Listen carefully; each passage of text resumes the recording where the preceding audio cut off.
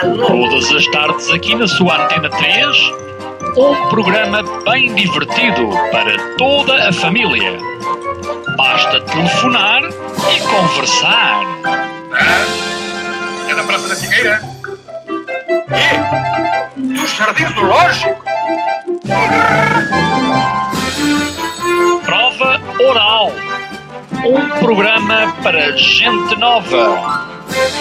A vossa atenção, portanto, para o programa Prova Oral.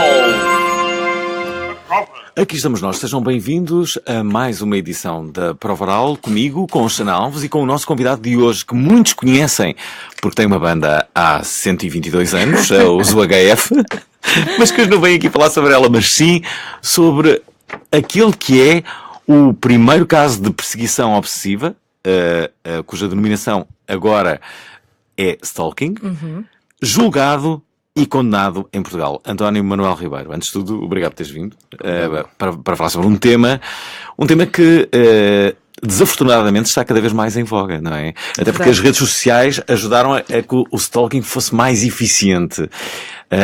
Há cerca de 2-3 semanas falávamos aqui do bullying.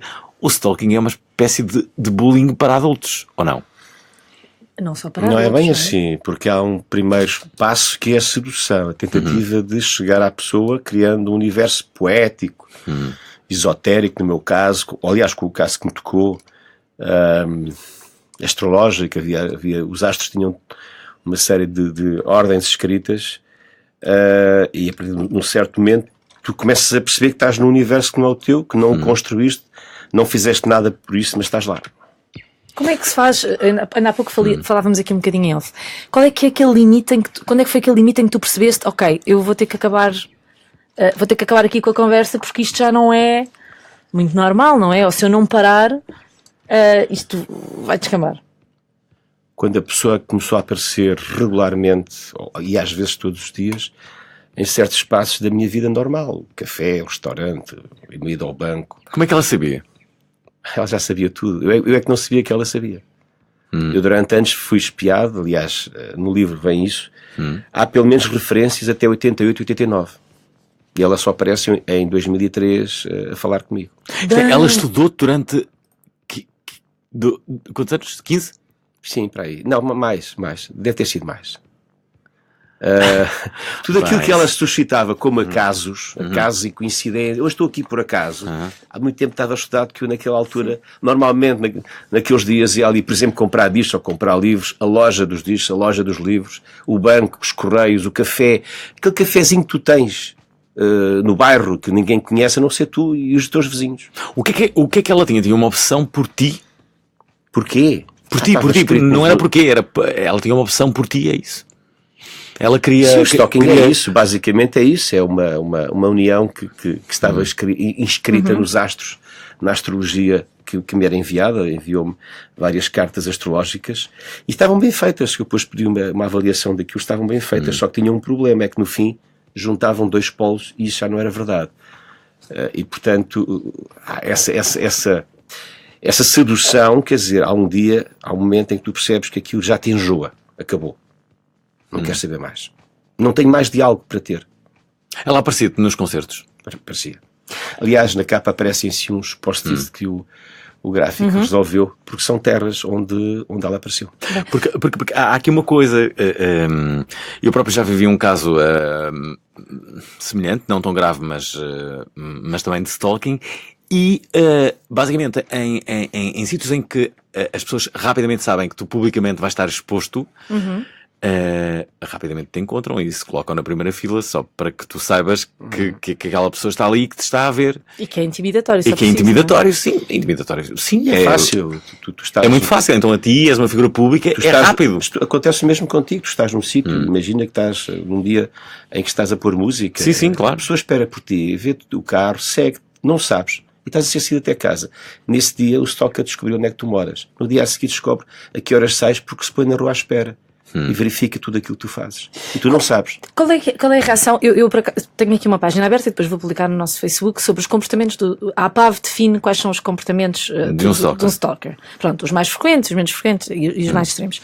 Mas Por exemplo, um deles, observar ou perseguir e aparecer coincidentemente nos locais frequentados pela vítima. Se eu chegar a uma esquadra da polícia e disser, olha, eu acho que aquele indivíduo está constantemente a surgir e eu acho que não é coincidência, não sei o quê, provavelmente eu vou ser um bocadinho ignorada ou não?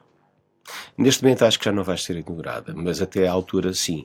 Eu estou-me a lembrar de um programa que eu fiz, a grande reportagem da SIC, que é um programa com muita qualidade e com muita produção, e havia 3 personagens, eu, um homem e uma senhora. E a senhora nunca deu a cara e a voz estava distorcida. E há uma frase dela que eu nunca mais me esqueci.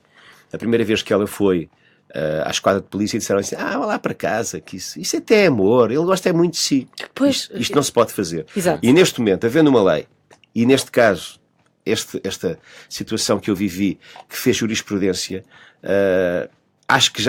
não, tinha certeza que existe uma nova forma de avaliar a situação.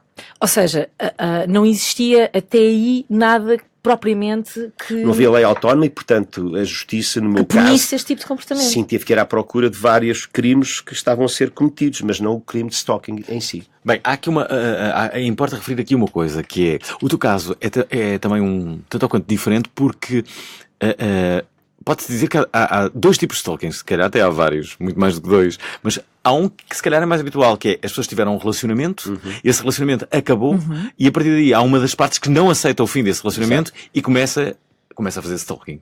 Né? Começa a perseguir a pessoa e basicamente este é capaz de ser o tipo de stalking mais comum. O teu...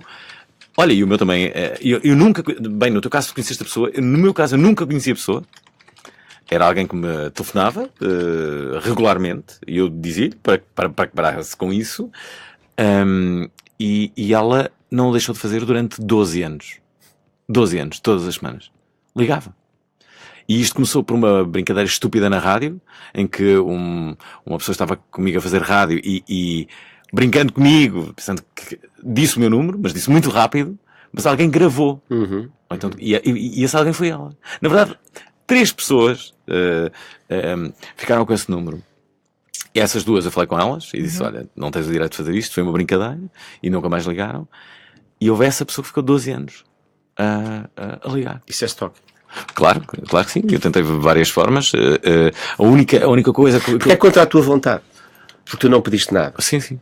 E sobretudo porque interfere com a tua regularidade de vida. Tu tens direito à tua rotina de vida, aos teus pequenos momentos, e não tem ninguém que te incomodar. Basicamente, o stalking é o que interfere com isto tudo. Bom, queremos que todos participem e que contem os vossos casos. Há seguramente imensas pessoas que nos estão a ouvir que de certo passaram por algo semelhante. O número é este, é o 707-200-330. Temos aqui António Manuel Ribeiro com este livro que se chama És Meu, disse ela. Normalmente este tipo de comportamentos atribui-se sempre mais aos homens do que às mulheres, não é? É, mas não é só isso. Olha que semana passada uma técnica da APAV esteve comigo num programa de televisão e dos 400 e tal casos em que apresentaram pedido de apoio à APAV o ano passado e ainda não fecharam o ano, disse a senhora, 350 seriam mulheres e 50 eram homens. Só que os homens têm mais receio. Mais vergonha, não? Mais vergonha. A cultura marial existe, não é? Que é uma fraqueza. Como é que tu não te livraste de uma mulher? Como é que rapidamente não intimidaste? Exatamente. Ou então até nem encarar o assédio como uma forma de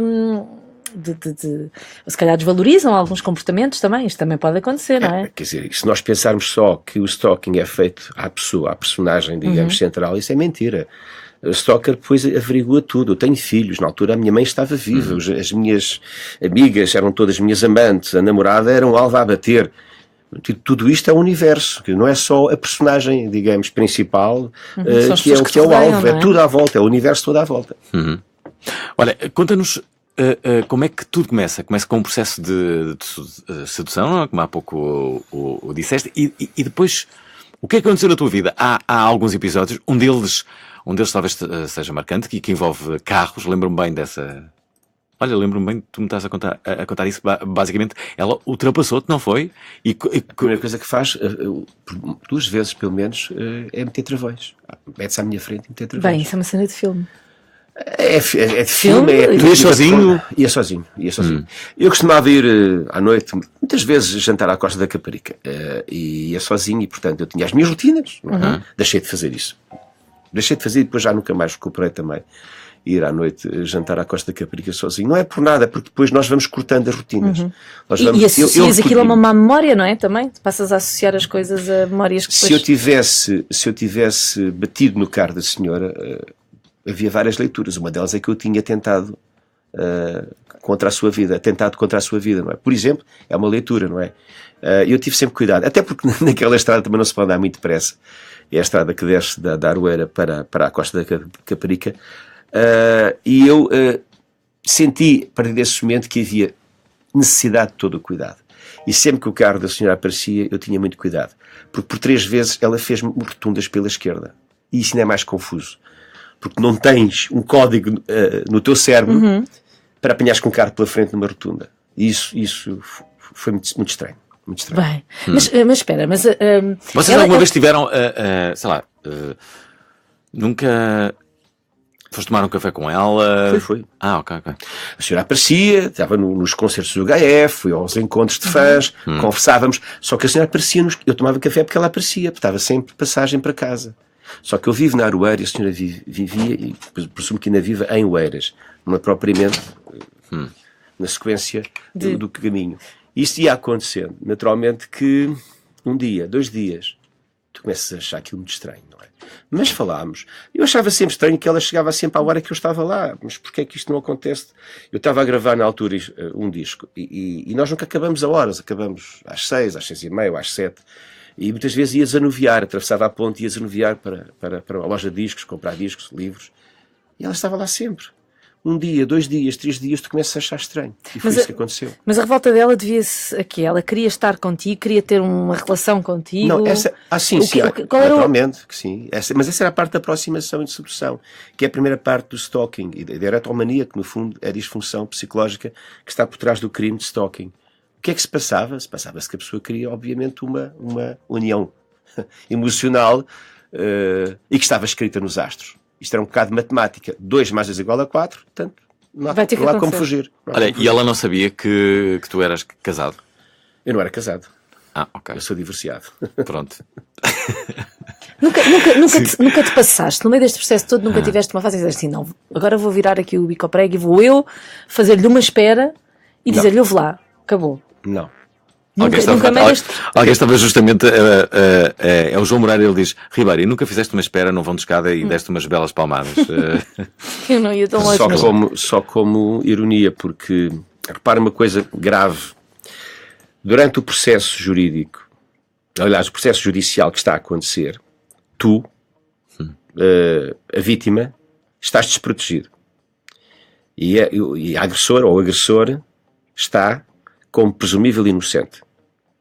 Pode fazer o que quiser. Se tu levantares uma mão, passaste a agressor.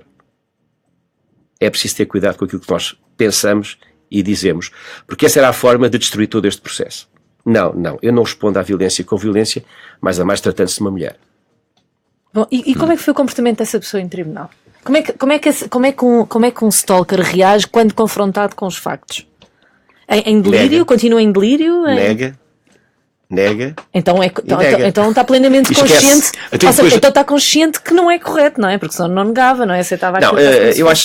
Eu acho que aí houve talvez, porque foi a primeira vez que isto aconteceu, eu acho que houve ligeireza na forma como a própria justiça tratou deste caso, porque havia muita capacidade. Eu finalmente no livro, até pela distância dos factos, tive essa capacidade de fazer cruzamento de informação.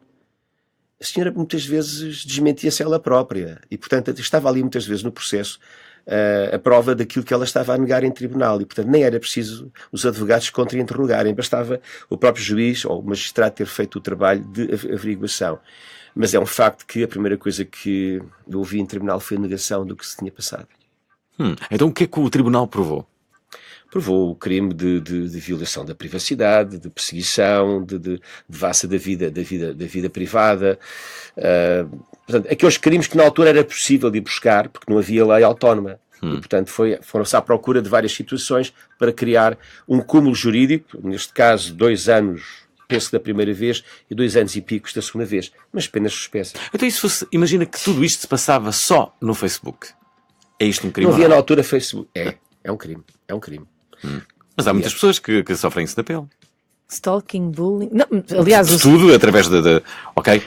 Então isto não conta? Não, neste momento, Também conta já. tu se insultares uma pessoa no Facebook, isso é um crime público. Então vai toda a gente presa, porque está toda a gente a insultar-se umas às outras. Bom, não é? se calhar as pessoas têm que passar a ser um bocadinho mais conscientes. Tem que ser então. mais conscientes. Até porque é uma prova, repara, até é mais grave do que na rua, porque na rua podes sempre dizer, eu não disse. Não, Agora, é sempre está grave, escrito. é igualmente grave. É igualmente grave. Se houver Mas testemunha, tens uma prova, não é? se houver Dizer, não está aqui a testemunha, pessoa é grave. que me insultou, está aqui escrito. É grave, é grave. Deixa-me colocar aqui 2 ouvintes em linha, curiosamente, de certa forma confirmando aquilo que há pouco dizias, que existiam 50 casos em 2000 apresentados, o ano passado, em 200 apresentados. Temos um primeiro ouvinte que é um homem, é o Daniel. Daniel Ramos do Eiras teve uma experiência semelhante. Olá, Daniel, estás bom? Olá, Alvin, boa noite. Olá, Então, a tua experiência é semelhante a esta do António Manuel Ribeiro. Também tens um livro?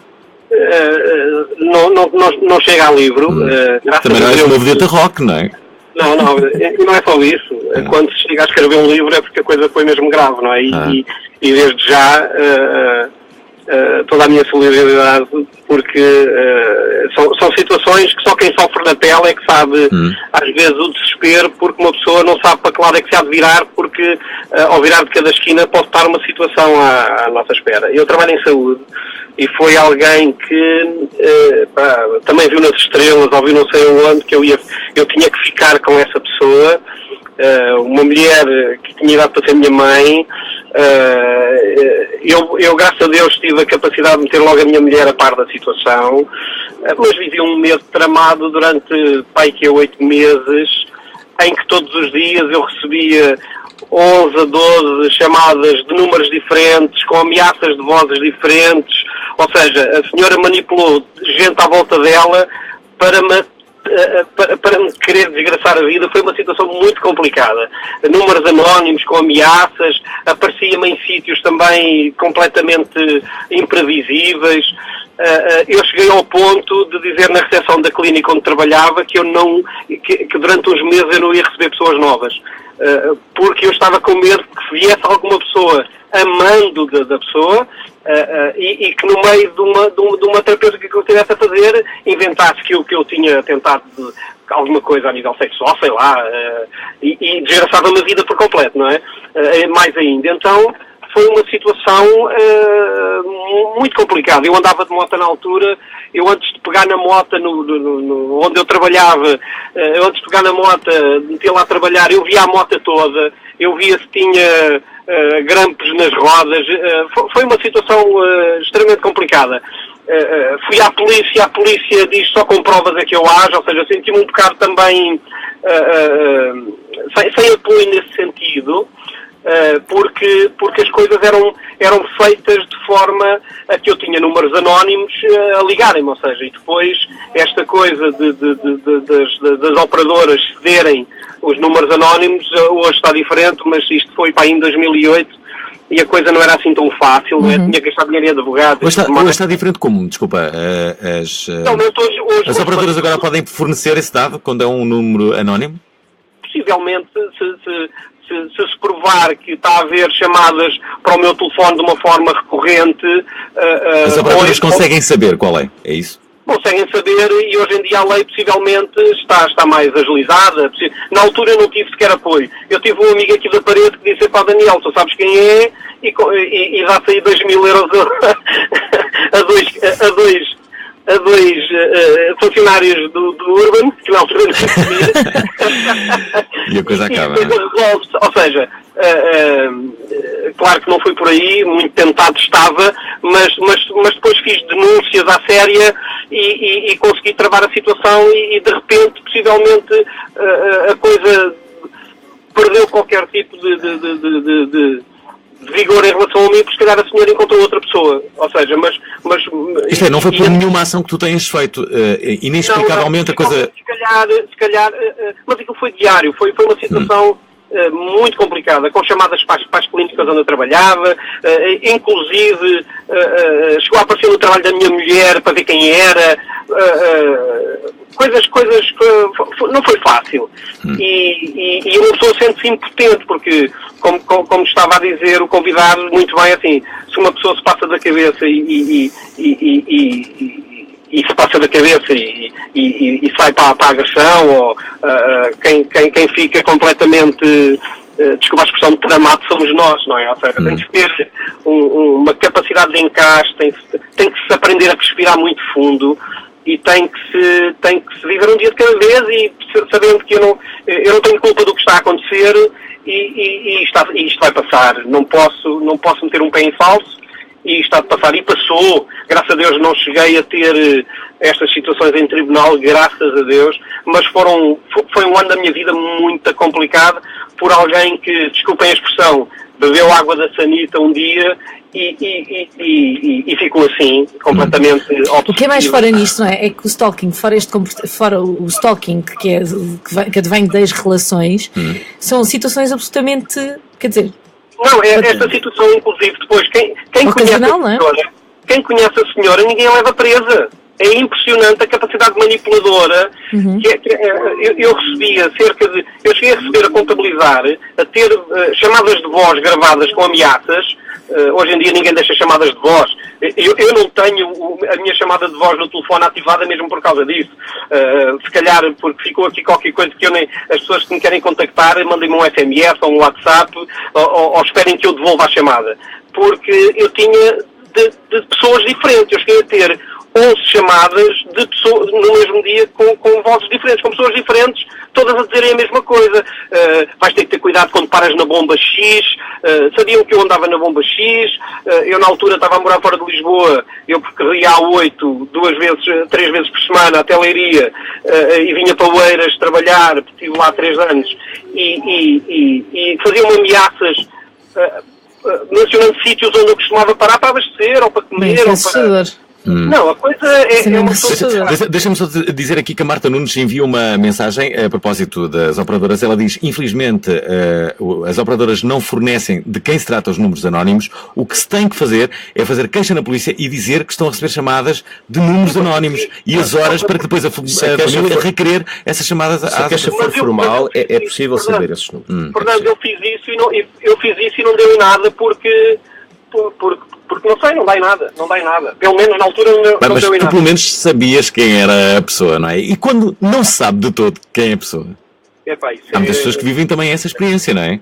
Que tu não sabes de todo quem é a pessoa. Sim, isso ainda é pior, porque pode ser qualquer pessoa. Pode ser qualquer pessoa, é exatamente isso. É essa a diferença. Pode ser qualquer pessoa e tu não tens forma nenhuma de defender dessa pessoa, não é? Nem percebes qual foi o momento ou qual foi a situação que fez com que... E às vezes, aquilo que eu meti em causa na altura, será que eu fui simpático demais? Será que eu dei a entender alguma coisa de uma forma inconsciente? Mas não, eu sou super profissional na minha profissão. Comecei, inclusive, até a ter uma postura mais fria para com as pessoas que não devia ter, porque eu tenho que... Já estás à defesa, não é? Mas na altura fiquei muito à defesa. Chegava-me alguma pessoa e eu perguntava: então quem é que recomendou? Como é que chegou até mim? E eu quase que fazia um inquérito às pessoas para descartar. E se calhar... Mas isso é a primeira vitória do stalking, que não devia ter, não é? Sim, claro. Já agora, no teu caso, António, que mazelas é que ficaram deste teu caso? Porque não foram 8 meses, como aqui o nosso ouvinte Daniel. Mas foi este caso que eu estou a ouvir é emblemático. É emblemático. Tudo aquilo que este ouvinte referiu está no meu processo. Olha, o stress pós-traumático é uma coisa que, por exemplo, posso contar uma historieta que eu vivi. Eu fui a Paris ver uns concertos da Patti Smith, 2 concertos da Patti Smith. Eu estava fui no Olympia, sim, mas estava no Champs-Élysées para tomar um café e para atravessar para o outro lado da rua. E veio a subir o carro, na altura era um Clio cinzento, que em 2003, isto foi em 2009, devia ser um dos carros mais vulgares que havia aí. E eu vi o carro em todo lado, não é? Às vezes não era o mesmo carro. Mas em Paris, eu estava parado para atravessar e veio um carro a subir com uma certa velocidade, guina para o passeio onde eu estava, para ali ao pé de mim, e a primeira coisa que eu faço é ver a matrícula. E eu disse: meu Deus, eu estou em Paris. Mas isto funcionava. Estava sempre em alerta, não é? Estava em alerta constantemente. Eu vi um carro cinzento, e assim: quem é que vem aí? Quem é que vem aí? Tinha que ver a matrícula. Pois. Olha, deixa-me aqui despedir aqui do Daniel, obrigado pela tua intervenção. Juntar a Ana de Lisboa, que já foi vítima de stalking. Olá, e já acabou, Ana. Olá. Olá. Eu fui vítima de stalking por um colega de trabalho. Eu tinha entrado na empresa, tínhamos entrado na empresa ao mesmo tempo. E pronto, é natural as pessoas quando entram ao mesmo tempo apoiarem-se umas às outras e pronto, estão a chegar a um ambiente diferente ao mesmo tempo, não é? E apoiam-se. E muito naturalmente, pronto, formou-se um pequeno grupo de, éramos 4 ou 5, e pronto, naturalmente almoçávamos juntos algumas vezes, às vezes íamos tomar um copo depois de trabalho, outras vezes íamos jantar, combinávamos assim coisas. No entanto, passado algum tempo, sei lá, uns 3 meses, uma dessas pessoas desse grupo começou a querer marcar assim um almoço, um lanche, um jantar, sozinho comigo. E aquilo ao início, pá, nós temos 20 e tal anos, somos solteiros, pá, disponíveis, e o pessoal pensa, pronto, pode haver ali um interesse romântico. No entanto, não era bem um interesse romântico, era mesmo algo doentio, não se pode chamar romântico a algo que é completamente doentio. E, pá, eu revelei logo de início que não tinha interesse em ter uma relação com essa pessoa, pronto, continuar amigos, tudo bem. E foi aí que começou todo o filme, toda a cenança. Pá, sabiam onde é que eu morava, porque pronto, já tínhamos feito jantares na minha casa, tudo isso. Estava sempre no carro, estacionado ao pé da minha casa. Se eu saísse ao sábado, se eu saísse ao domingo, a ideia que eu tinha era que passava lá o fim de semana todo. Tu chegaste a partilhar essa situação com familiares, por exemplo? Eu partilhei com a minha irmã. E ele continuava a trabalhar na tua empresa? Sim. E isso era ainda mais assustador, porque eu queria manter a minha vida normal, ir almoçar com aquele grupo de pessoas, ou ir lanchar, ou jantar, mas eu não conseguia. E afastei-me completamente desse grupo de pessoas, porque essa pessoa continua a fazer parte e... Mas não contaste a essas pessoas? Não contaste a esses colegas de trabalho? Contei a uma dessas pessoas, a um outro rapaz que era meu amigo já vinha antes da empresa, e contei-lhe, e ele, pronto, inevitavelmente, como já era meu amigo, ficou reticente em relação também a ter uma amizade com essa pessoa, por assim dizer. Só que eu cortei completamente laços com esse grupo, porque é-me difícil. Mas na altura contei à minha irmã, aos meus pais não, porque senão passavam-se, porque eu na altura morava sozinha, e isso era ainda mais assustador. Eu morava num primeiro andar, epá, e a minha sensação era que a qualquer momento eu podia entrar lá dentro, epá, porque era do género, eu ia lanchar depois do trabalho qualquer coisa com alguém ali próximo do trabalho e recebi uma mensagem a dizer porque é que disseste que não tinhas tempo para ir estar comigo, tipo lanchar comigo e afinal foste com não sei quem. Ou eu combinava um jantar com amigos tipo de faculdade, coisa do género e estou a ver que estás a gostar muito do restaurante ou comer no restaurante não sei o que está bom. Alguma vez chegaste a andar com alguma coisa de defesa pessoal?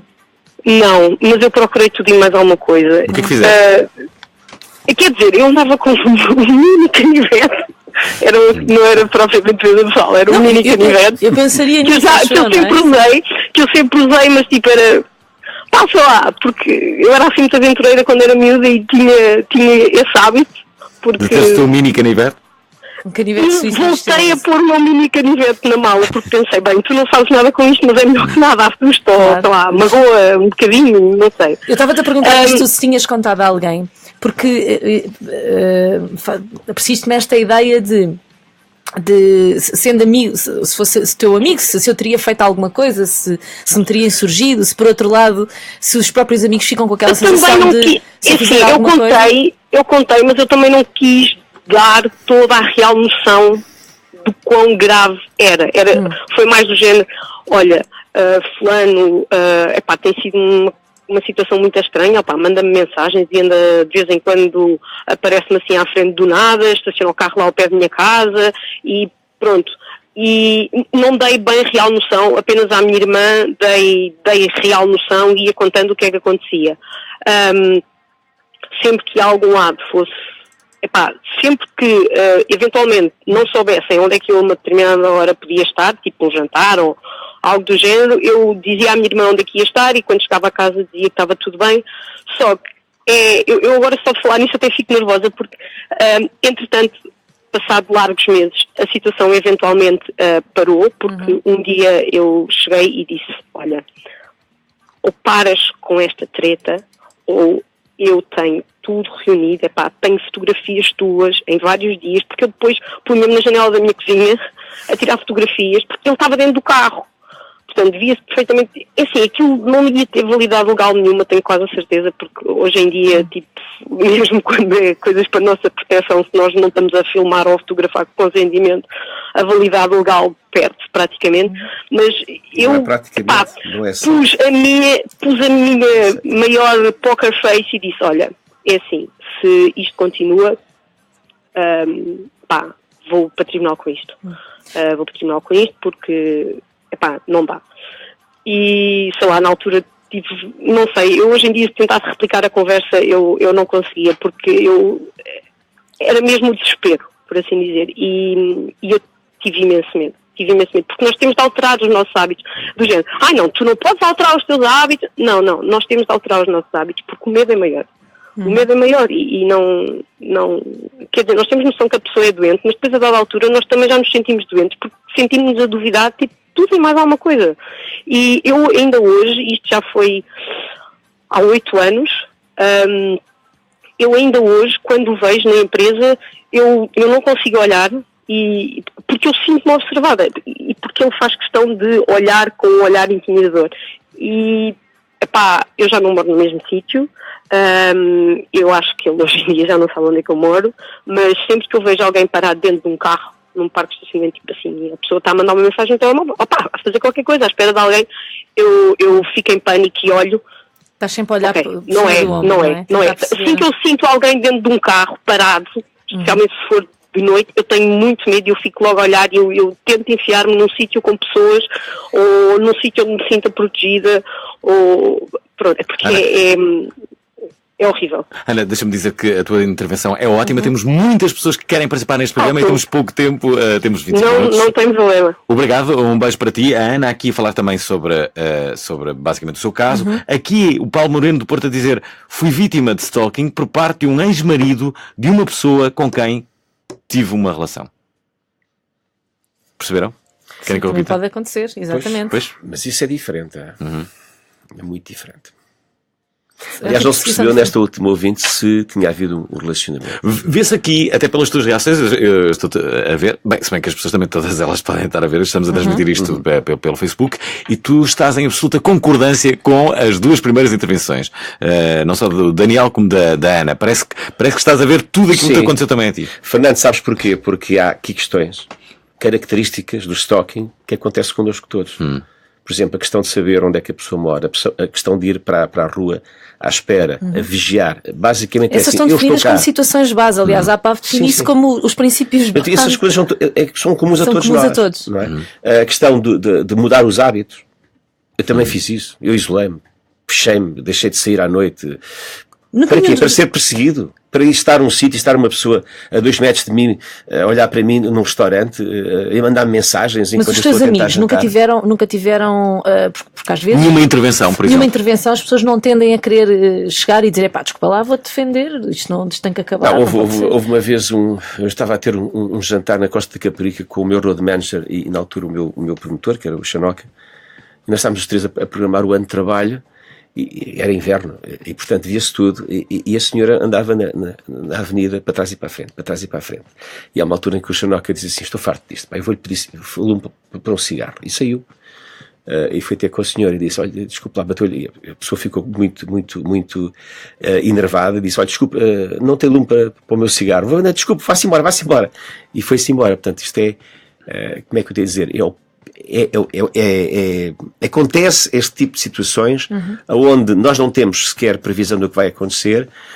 As reações são estas, não há, digamos que, um fio condutor nisto tudo, não tem lógica nenhuma. Porque é que estava a vigiar três pessoas? Não dá para conversar, não dá para dizer, olha, desculpa lá, o que é que estás a fazer, ou não é? Nada tem lógica no processo. Tu já viste o que é andar num espaço de 100 metros para trás e para a frente, quer dizer, uma coisa que tem parece lógica um cerco, parece criar um cerco. É um cerco. Há uma dúvida que sempre que as pessoas que são vítimas de stalking também dizem, que é naquela fase inicial, a dúvida é, devo ou não ignorar?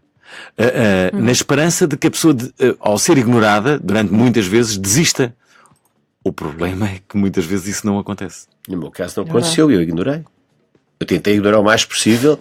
Aliás, há um capítulo neste livro em que eu digo, amanhã isto acaba. Porque já me tinha acontecido outras vezes, não com esta gravidade, nem mais ou menos, não é?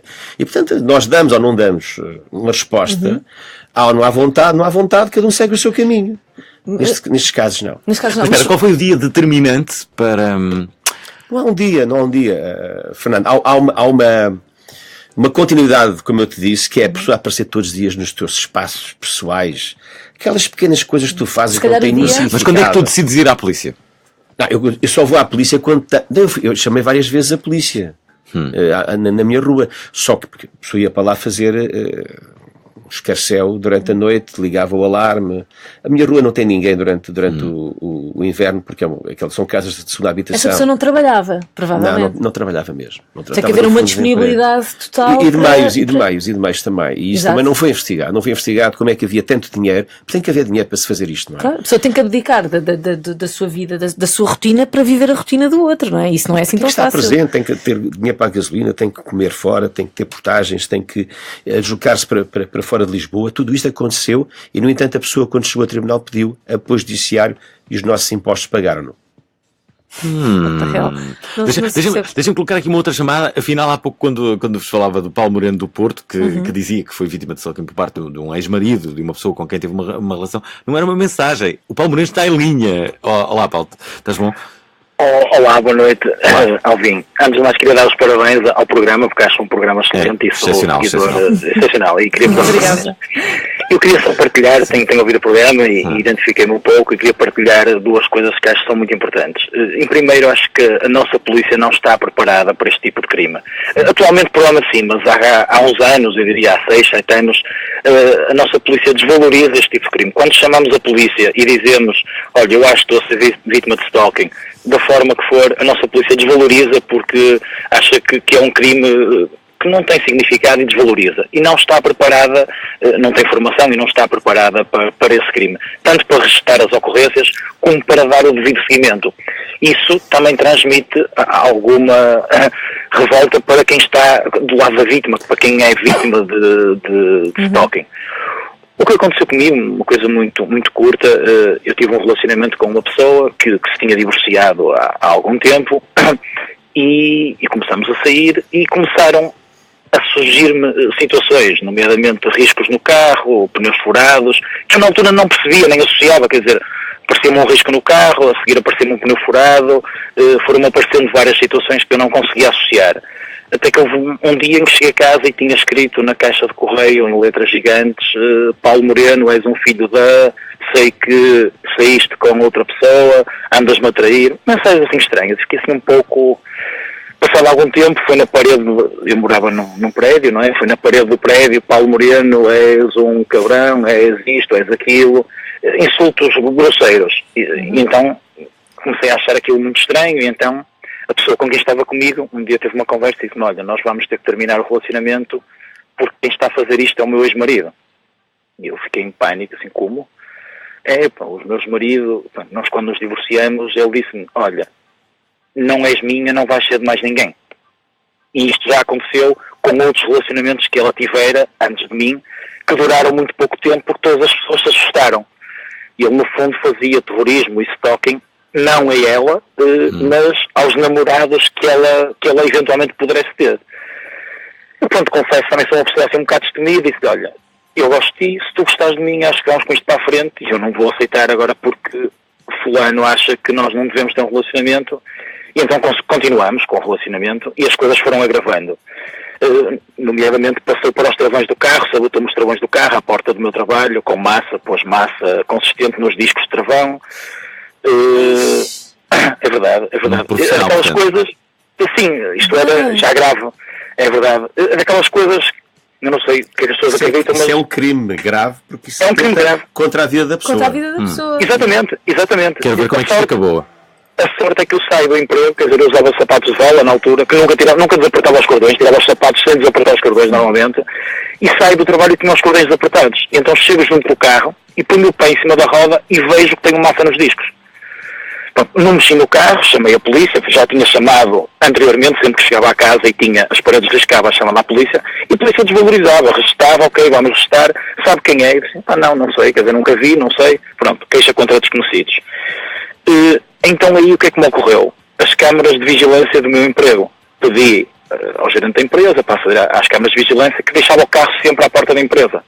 Consegui identificar a pessoa, foi aí que eu consegui identificar e disse, isto vai parar porque isto tem que resolver. E então foi quando decidi pôr um processo em tribunal, dizer, eu vou para o tribunal e isto vai ter que acabar a algum lado porque isto é muito grave. Quer dizer, mas as câmaras de vigilância detectaram então... Exatamente, detectaram a pessoa a parar o carro durante o dia, só que lá está, ele usava uma carrinha da empresa, ele fazia isso no horário de trabalho, usava a carrinha da empresa, isto às 3 da tarde, que foi quando aconteceu, porque tinha a segurança, a empresa tem um porteiro, né, tem a segurança, e o carro estava em frente ao porteiro, e eu também estranhava como é que ninguém via nada. Tinha massa consistente nas escovas de limpa-vidros no inverno, que era para ligar o limpa-vidros e ficar com o vidro todo bloqueado, tinha massa com tinha riscos no carro, e nunca ninguém via nada, que era uma coisa, que isto é um fantasma, uma coisa que me assustava porque ninguém via, ninguém se apercebia, eu quero saber que aconteciam essas coisas. E então só quando tive acesso às imagens é que descobri quem era, pela empresa, porque via a carrinha da empresa, e ele durante o dia de trabalho, ele era motorista numa empresa, e como andava na rua, e fazia horários noturnos e fazia turnos, presumo eu, tinha tempo durante a noite ou durante a madrugada, tinha ali uma janela de tempo para fazer isso. Mas lá está, mais uma vez chamei a polícia, veio as brigadas da GNR, alguma coisa, mas sem grande... Só com as imagens é que me ajudou efetivamente a identificar a pessoa e a ter um fundamento para ir a tribunal e dizer não, foi esta pessoa e existe uma imagem, porque apresentar uma queixa, eu suspeito que seja a pessoa, é muito complicado depois provar alguma coisa e no fim ter algum retorno. Só com isso é que consegui ir para o tribunal e consegui finalmente ter algum sossego. Fundamentar ali um caso, não é? E a pessoa acho que lhe deve ter caído a ficha porque percebeu, deve ter sido chamada, julgou ali, eu fui chamado na altura para prestar declarações e para contar tudo isto e todas as queixas que haviam na polícia, de todos os... Normalmente o crime era crime de dano, porque era o que eu tinha em casa. Na porta de casa também tinha escrito, na porta toda, danificou uma porta, o carro. Isto no fundo eram crimes de dano que eu tinha, e de injúria, e uma série de crimes desses, mas o mais grave foi esse mesmo dos travões. E então eu acho que se apercebeu da gravidade e que havia provas concretas para o condenar, e então desistiu e falou com a ex-mulher na altura, a dizer que estava arrependido e que queria parar. E então fizemos um acordo, conseguimos fazer um acordo com o meu advogado e ele assumiu que fazia e para não ir para a frente, e então parou e efetivamente consegui ter algum sossego. Mas isto durou 1 ano e 2 meses, 1 ano e 3 meses de terror. Eu sou homem, acredito que para muitas mulheres seja mais difícil, mas mesmo com o homem, e assumo como uma pessoa um bocado destemida, sou um bocado destemido, vivi alguns momentos de horror, porque a maior gravidade é a incerteza do que virá a seguir. Uma pessoa não sabe o que é que vai na cabeça das pessoas, não sabe o que é que está do outro lado, não sabe o que é que a pessoa é capaz de fazer, porque quem faz isto é capaz de calhar de outras coisas, não é? A simples perseguição a uma pessoa já é mau, já é um comportamento desviante. Uma pessoa não sabe o que é que vai na cabeça da pessoa, o que é que a pessoa é capaz de fazer ou o que é que está disposta a fazer. E eu acho que isso assusta. Eu conheci um casal que a dada altura chegou ao carro e tinha os pneus todos cortados, que tinham sido todos cortados, e quando foi à polícia, a primeira pergunta que a polícia lhe fez foi se algum deles era divorciado. E a pessoa confirmou e ele disse, isso é comum e tal, e não sei o quê. Pronto. A minha questão é, até que ponto é que socialmente as pessoas estão predispostas a condenar alguns tipos de comportamento, ou se por outro lado acham que, olha, é uma fase, ou ainda está apaixonado, ou as pessoas, deixa lá, a rapariga não bate bem, ou até que ponto é que as pessoas tendem a desvalorizar isto e a considerar... Neste momento por aqui, já existe uma lei autónoma e o comportamento da polícia já não é o mesmo. Temos que considerar Não, mas eu estou a falar da sociedade em geral, não é? Eu estou a falar de todos nós. O que estava a dizer este ouvinte, ele teve o mesmo problema que eu tinha, é os testemunhos. Porque é que isto me começou em 2003 e em 2004 eu disse, isto acabou, não é que eu não quero ver mais esta cena à minha frente, e só apresento queixa em 2007, que eu não tinha testemunhas. E quando eu mandava chamar a GNR, e a GNR fazia um auto, eu tinha depois não sei quantos dias para apresentar a queixa formal. Mas para quê? Era a minha palavra contra da senhora, que me dizia a minha advogada. Você tem que arranjar uma testemunha. Há algumas pessoas que se queixam aqui precisamente disso, que foram ao tribunal e que era a palavra da...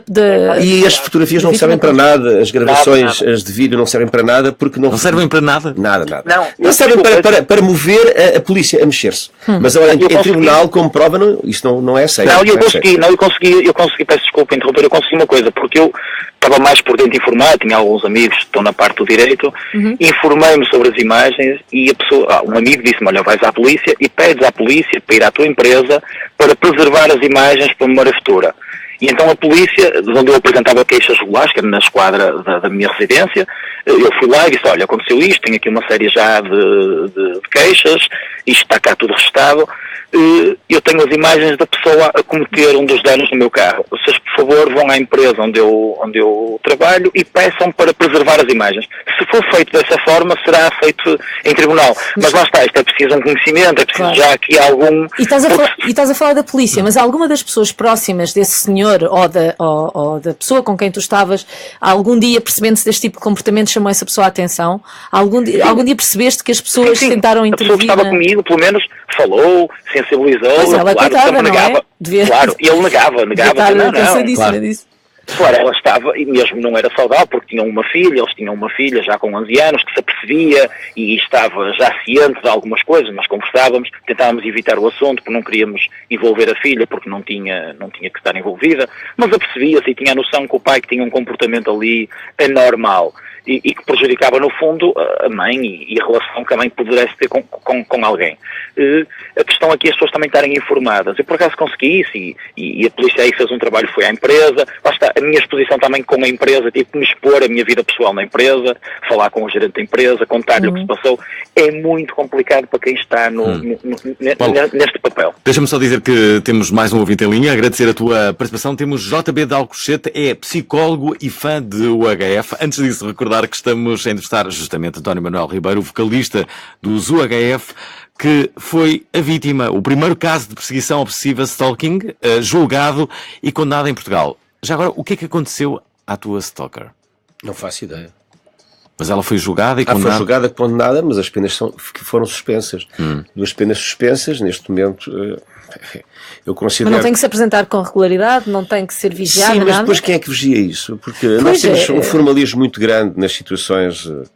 Por exemplo, a questão das penas pecuniárias que me são devidas não foram pagas.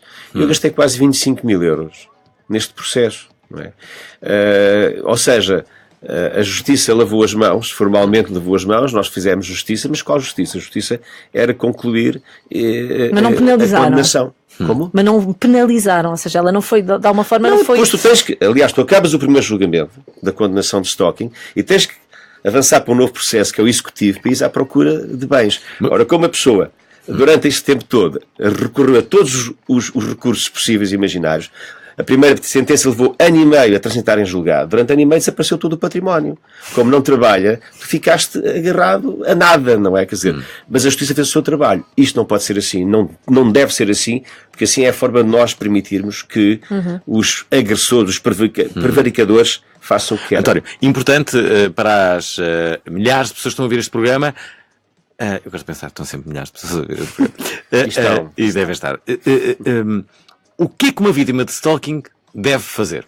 A primeira coisa que deve fazer é chegar a uma esquadra da polícia, apresentar uma queixa formal e ter ao seu lado uma testemunha, pelo menos uma testemunha. Já percebi que a testemunha é essencial. É fundamental, porque senão é palavra contra palavra. Portanto, não há caso. Para haver um caso, tens de ter uma testemunha. Basicamente é isto. E não desistir. Neste momento já há, efetivamente, da parte das forças policiais, uma perspectiva muito diferente. E vou dizer porquê também. Eu tenho participado em várias conferências, colóquios e seminários, e aqui em Lisboa participei num seminário sobre violência doméstica da PSP, e foi a PSP que me pediu para falar sobre stalking. Eu estive a falar para uma plateia de 250 profissionais da polícia, segurança social, da psiquiatria forense, advogados, estava lá tudo. E, portanto, é importante perceber que neste momento já as coisas mudaram. Temos JB, fã dos UHF e também psicólogo. Se calhar podia ter dado jeito há algum tempo atrás. Já agora uma curiosidade, antes que eu me esqueça. É verdade ou não que a Soraya Chaves se estreou, assim na sua carreira mediática, num videoclipe teu? Foges comigo, Maria. Foges comigo, Maria. Isso é verdade, não é? É a partir daí que ela aliás, ligam para mim brilhei agora. Uma produtora de moda. A Patrícia Vasconcelos, não foi? Não sei, não me lembro, sei que já foi há muitos anos, não é? Mas queria saber o contacto dela, eu não sabia porque ele tinha sido feito através de um casting e, portanto, a editora que tratou do assunto. Eu acho que a Soraya Chaves tinha 14 anos quando gravou. Os pais acompanhavam na gravação. Até porque tinha. Vamos falar então com o JB. Olá, JB, estás bom? Boa noite, tudo bem. Só umas pequenas correções antes de iniciar. Então, não és psicólogo? JB da Amadora. Eu disse Alcochete porque me perguntaram de onde é que eu estava a ligar. Eu estava a passar em Alcochete, mas JB da Amadora, psicólogo, porque somos todos, um bocadinho. Uns melhores, outros piores, mas acho que na realidade somos todos psicólogos. E em terceira questão, um abraço para o António Manuel Ribeiro. Eu tenho 45 anos, foi o que eu disse há bocadinho quando liguei. Cresci a ouvir o HF, já tive a oportunidade de os ver onde eles vão com frequência, onde iam a Glória do Ribatejo, verdade, António Manuel Ribeiro? E vamos. Então, aí já os vi, porque eu estou a morar em Marinhais, não sou de lá, já disse, sou da Amadora, mas quando tenho a oportunidade e os HF vão à Glória do Ribatejo, eu faço questão de os ir ver. E um abraço também para ti, Alvin. Está tudo bem. Em relação a esse termo americanado, eu acho que isso resume um bocadinho, falamos de perseguição, não é? O stalking, acho que há palavras portuguesas obsessiva, mas não há tradução direta, Exatamente, portanto podemos falar em perseguição obsessiva, ou gente tarada, vá. Agora vamos lá. Eu sofri uma situação, nada se parece com isso, mas sim, fui importunado, fui perseguido durante 3 anos, não de uma forma presencial. Isso quer dizer, isso acontecia porque na altura eu tinha casa na Costa Alentejana e ao fim de semana, em Melides concretamente, e quando eu ia ao fim de semana, a jovem, que éramos jovens na altura, a jovem era completamente obcecada e portanto ela em Santo André e eu em Melides, ela devia sentir o meu cheiro e quando sabia que eu estava em Melides, a mulher aparecia do nada. E fui durante 3 anos importunado. Obviamente quando chegava à casa Amadora eram telefonemas constantes às 3 da manhã, às 4 da manhã, uma coisa diabólica, e eu ia fim de semana a Melides e tinha que levar com a pessoa em Melides, uma coisa brutal. Mas isto, portanto, daquilo que se tem falado nem é nada, porque eu tenho ouvido aqui testemunhos realmente impressionantes. Verdade. E existem traços de personalidade comuns à maioria dos stalkers, por exemplo. Existe alguma coisa ou é completamente aleatório? Isto é, eu lembro uma vez fizemos uma prova oral com um caso de stalking de uma relação, um ex, recorda-se? E uma das coisas que se dizia era, bom, então mas essa pessoa deve ser alguém, uma pessoa com baixa autoestima e que não aguentou o facto de ter sido rejeitada, etc. E na altura lembro-me que, não sei se foi um psicólogo que dizia, não, é exatamente o contrário, é alguém, de facto, que não consegue conceber estar a ser rejeitado pela outra pessoa, portanto, frágil não tem nada. Normalmente, aquilo que eu estudei muito para fazer este livro, até para perceber isto tudo, sem ajuda de ninguém, no sentido em que as autoridades, ninguém ajuda ninguém. O que eu percebi é que, pelos casos concretos que fui vendo, é que normalmente são pessoas com índice cultural acima da média e com capacidade organizativa para fazer um plano e seguir um plano. Ok. E isso é talvez o mais... Há um método, não é? Há um método, e produzir um método será diferente para cada caso, mas são pessoas com capacidade de fazer coisas e de persistirem, de não desistirem, porque ali não há desistência. Olha, já agora uma mensagem da Ana Patrícia Tavares diz: será stalking a seguir o Fernando Alvim em todos os programas da Prova Oral? Acho que não. Ora, a propósito, gosto da camisola, beijinhos para todos e saibam que não estão sozinhos. Há muita gente vítima de stalking e que não fala por vergonha ou até porque acha que ninguém vai acreditar. Na verdade, quando fui vítima, eu própria cheguei a duvidar de mim mesmo. Será que estou a exagerar? Será que isto é tudo? da minha cabeça. Já agora, aqui neste teu livro, tu divides o teu livro em variedíssimos capítulos. O último é a aceitação, mas o primeiro é escrever como terapia. Isto foi uma espécie de terapia? Foi isso? Foi. Depois falas sobre stalking, sobre os papéis, sobre a forma como foste julgado e todo o processo. Falas aqui de filhos, da utilização traumática da palavra filho. Como assim? Porque é uma das coisas que eu não vi julgado, e este livro também tem essa coisa, essa vertente, que é, há pormenores deste processo que não foram julgados pela justiça, mas que a mim incomodam muito. Por exemplo, as gravidezes desta senhora. Onde é que elas estão? Como assim? Não sei, ela falou várias vezes por mensagem de que tinha estado grávida pelo menos 2 vezes. Uma terceira presumo que teria sido durante o seu matrimónio. O que é que acontece com isto? Acontece que tu ficas ofendido, eu senti-me ofendido, na minha honra, e isto não foi julgado. Ela dizia que estava grávida e que era Fernando, era teu filho, era isso? Sim, exatamente. Eu seria o progenitor, presumo eu, cósmico. Mas há uma coisa que também te vou dizer. Isto faz parte da erotomania. A construção de uma gravidez imaginária faz parte da disfunção que o Dr. de Clérambault, um psiquiatra francês, no século passado, anos 30, sintetizou. A erotomania, isso faz parte. É uma característica. Já agora, a última pergunta. Aqui no capítulo da aceitação, a da altura leio: de quem são estas mamas? Que pergunta é esta, António? É uma fotografia das centenas que eu resolvi. Aliás, que eu recebi. E que eu acho que a polícia, as autoridades, o Ministério Público deviam ter avaliado e mandado uma perícia, ser feita uma perícia, porque é que eu tinha que receber aquelas fotografias. Porque isso também é o teu incómodo. Tu não queres, não pediste e estás a receber. António, quero agradecer o facto de teres vindo. Como é que são os UHF? No disco? A ensaiar, o disco do José Afonso. E sai quando? Já saiu. Ok. Não te deram. não, mas vais receber. Domingo recomeçamos a estrada. 40 anos. Vão para onde? Santarém. Ao pé de Santarém. Pronto, espero que ninguém te persiga aí. Isto é, que te persigam sim, mas os fãs dos UHF. Obrigado, António. Eu espero que o teu depoimento sirva para que mais casos destes encontrem uma solução tão rápida quanto possível.